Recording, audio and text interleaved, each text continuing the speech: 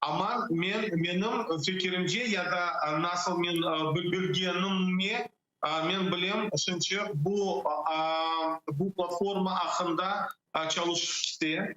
Ama men bu strateji görmedim.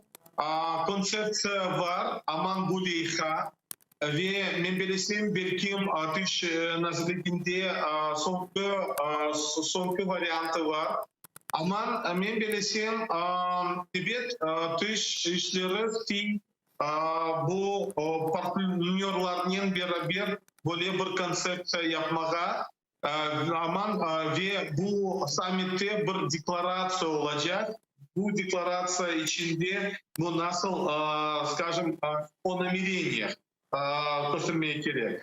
Ama çünkü yakın zamanlarda evet ekspert tarafından bu teklifler olacak. Teklifler hem ekoloji hakkında hem bu insan hakları tarafından ve siyaset tarafından bu tekliflerini onlar istiyorlar göstermeye bu summitte.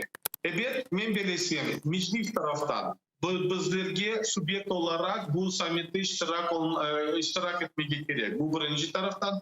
İkinci taraftan evet biz tamir halk olarak bizlerge göstermeye gerek bu yönelişini.